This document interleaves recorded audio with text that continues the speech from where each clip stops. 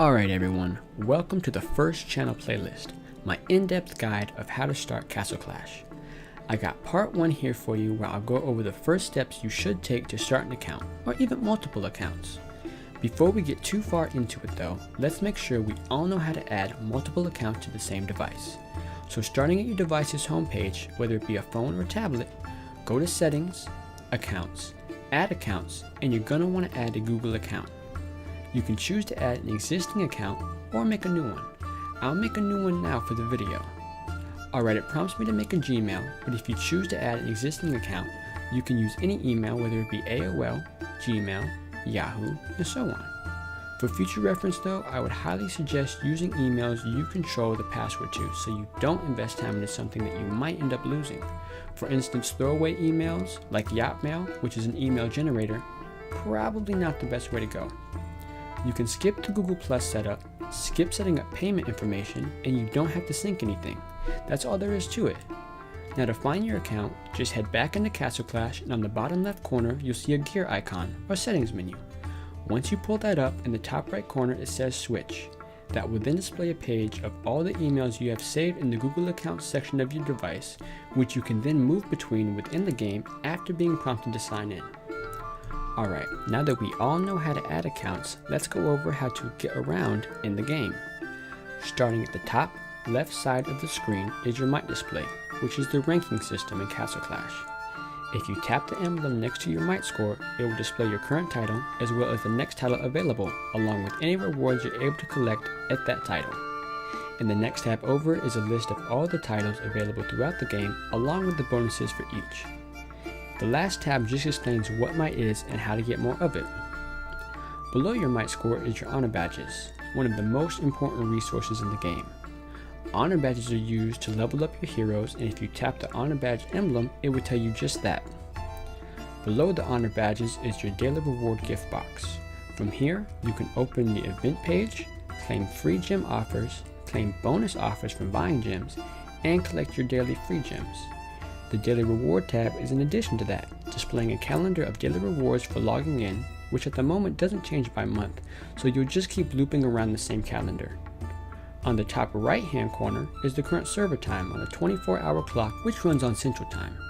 Below the clock are your gems, also an important resource. Gems are what you have the option to buy with real world currency. Tapping the emblem will display the packs available and the current gem bonuses if any are active.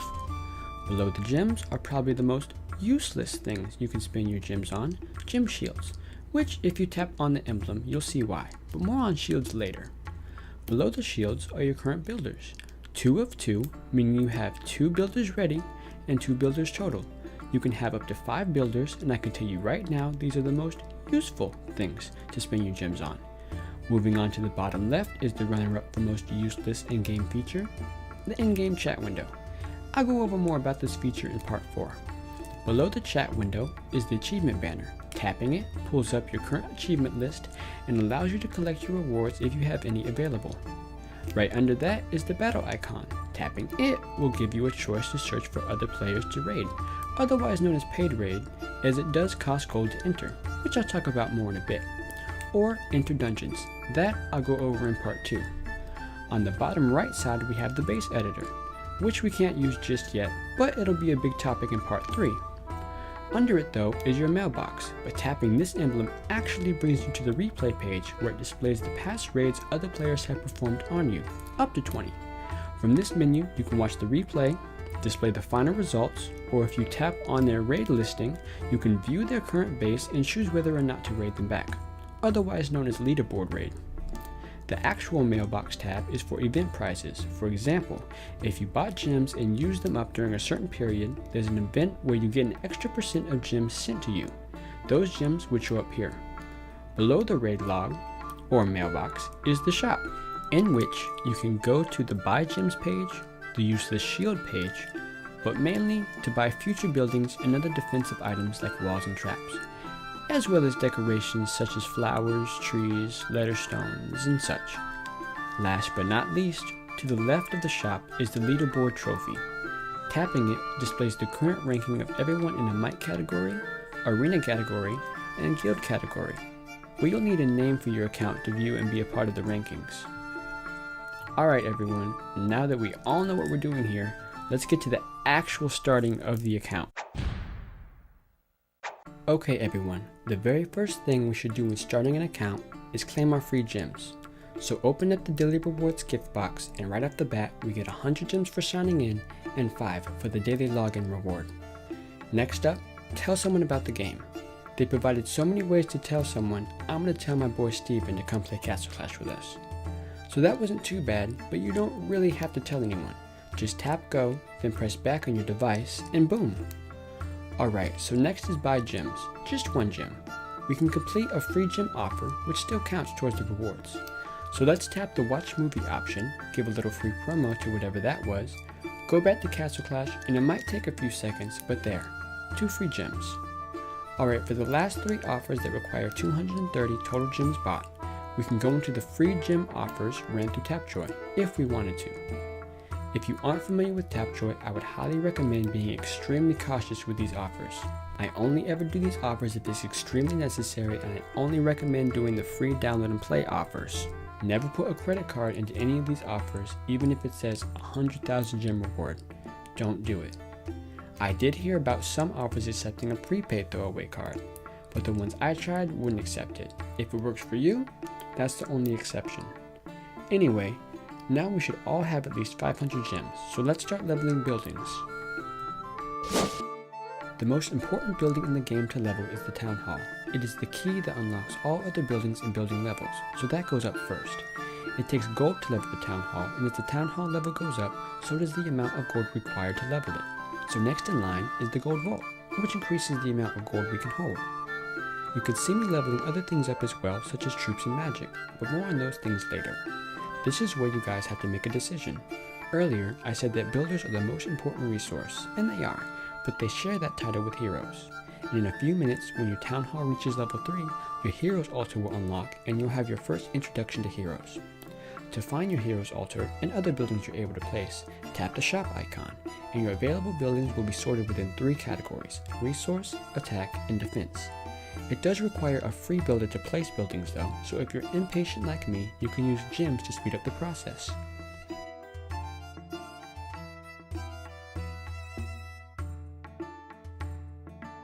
There are 3 types of heroes: ordinary, elite, and legendary, otherwise known as greens, blues, and purples, as well as slimes, but I'll go more in depth on slimes in part 2. You can purchase the 3 types of heroes, as well as the slimes, with gems, honor badges, and shards. I would suggest never using honor badges to buy heroes though, and I'll go more in depth about shards in part 2 as well. When you first open your altar, you'll have 1 blue, an executioner, and a slime. It's your job now to decide whether to roll heroes with gems or buy a builder. Both will help you speed things up drastically. A builder will help you speed up defense, which I would like to point out is only about 30%, if that, of the game. Heroes will help you speed up offense, of course, being 70%. It sounds like an easy enough decision, but when you use gems to roll for heroes, it's 100%, always and forever, luck-based. There's no trick, trade secret, special pattern, nothing. 100% luck. Some people have terrible luck, some incredible luck. It takes 150 gems per hero roll, or 450 for 3, so with only 500 gems, you don't have many chances to get lucky. With the builder though, you get 100% of your gems put into a good cause 100% of the time. Whether you're starting an account for the first time, making a second account to restart completely, or just making a side account, otherwise known as a smurf, you're going to want the best start possible. Whichever you choose to buy though, just know you'll need both good heroes and all 5 builders eventually. I chose to roll my gems for heroes, and I got 3 blues, which isn't too terrible, but it's definitely not worth losing a builder over. So now I'm out 500 gems, and I just got a not so good start to my account. So what's next? Ditch the account? Start all over? Exactly. It is highly recommended that when you start an account you intend to play on, make as many accounts as you need to, do the free gem offers for 500 gems, and roll for heroes. What heroes? Well, without going into too much detail, the first and the last hero that you always most definitely need is Pumpkin Duke. If you don't know why that is, I'll talk about it a lot more later. Just take my word for it for now. If you make accounts until you roll the Pumpkin Duke, you'll have a much easier time playing Castle Clash, most definitely. Especially if you don't plan to buy gems in the future. Now, that being said, that's one hero, one of the rarest heroes to roll, which I might add can only be obtained by rolling gems. The chances of you getting Pumpkin Duke aren't exactly slim. As I said, it's all about luck. It might take 100 accounts, it might only take 2. However many accounts it does take though, go for Pumpkin Duke. The other 3 purple heroes that will help you a lot when you first start, just not as much as Pumpkin Duke, in order are Immortep, Thunder God, and Grizzly Reaper.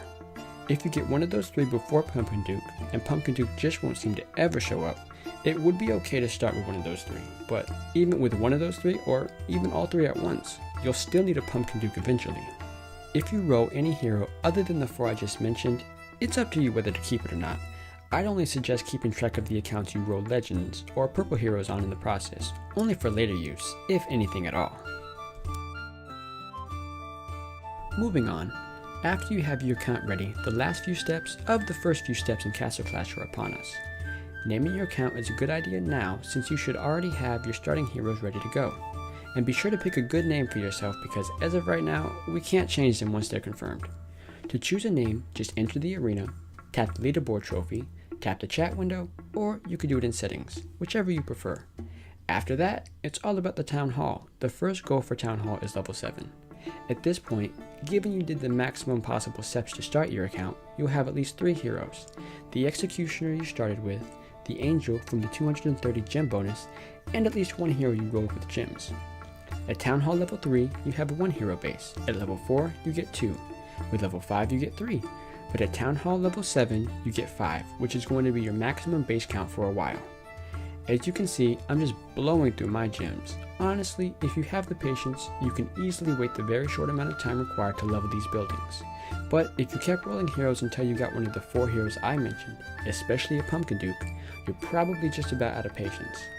For future reference, the best building in the game to gem upgrade, and the only one really worth it, is the Town Hall. If you fill your gold vault, it takes a lot of gems off the price to start the build, but you could easily gem to Town Hall 7 if you're impatient like me. On the side though, if you are patient, while Town Hall is leveling, consider leveling troops. The best troop to start out with is definitely the Little Archer, which is the first row, second column from the left.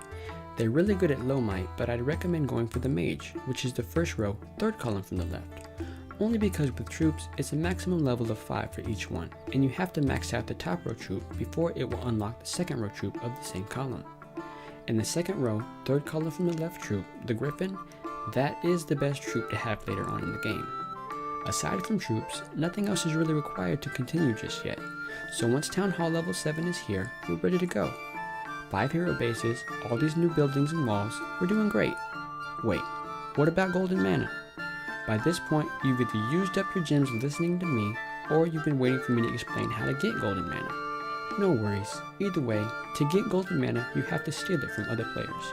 You probably have noticed your little gold mines and mana mills working away to get you resources that you need, and you go to claim it, and what, 200 pops up?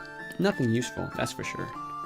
So if you haven't by now, ready your heroes by tapping on a hero base and selecting the hero you want. Tap the troop camps and fill them with your strongest troop for extra help if you like, but you'd have to wait a little bit for them to charge up. When you're ready, let's get into some paid raids by tapping the battle icon on the bottom left side of the screen. The strategy I use when raiding, with low might and high might, is get in and get out. Take all the golden mana possible, and leave before the enemy kills any heroes. Is that so necessary when you first start out? No, not really. Raiding is where you gain a lot of experience for your heroes to level up with when you first start, so I'd recommend staying in as long as possible and taking out as many buildings and enemy heroes as you can. Only your heroes gain experience, so don't hesitate to drop a group of troops in there to help things along, as they won't take anything from your heroes. And to help out a little more, be sure to grab some magic from the relic hall if you haven't already. If your heroes or troops do happen to die, don't worry, you can always rehire more troops, and for heroes, they will appear on their base with a cooldown clock before they can be used again. During this time, you can either swap out a hero for another who is not on cooldown, continue without that hero, or try your hand in the arena, in which cooldown does not affect your heroes. I don't show arena too much here in part 1, because in part 5 I'll explain arena in depth, but after you start raiding more and more, you'll notice your heroes will stop leveling at 20. This is the first time honor badges will come into play. It takes 1,000 honor badges to unlock or uncap a hero's maximum level from 20 to 40. Arena is the main way to get honor badges for now, and after you set your name, you will automatically get 50 honor badges per hour from it. You don't have to wait for part 5 to go into the arena. Play around with it. You can use up to 6 heroes, and the goal is to destroy the enemy's crystal or shrine before they destroy yours.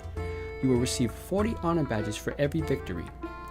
Once your heroes are recharged, be sure to get back into raids and keep leveling your Town Hall and Gold Vaults.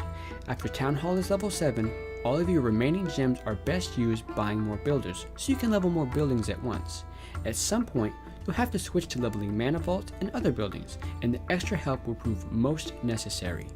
The best way to get builders for free is to continue logging in every day, collect all of your daily gem rewards, and begin completing achievements. Just remember, beware of Tapjoy. Alright everyone, the next few goals you should strive for is level 13 Town Hall, at least 4 builders, 3 to 5 heroes at level 40 to 80, and level 5 mages. That's it for part 1. I'll be back soon with part 2, Dungeons, where I talk about shards, what they're used for, and the best dungeons to get them in when you first start, as well as taking you there step by step. Thanks for watching!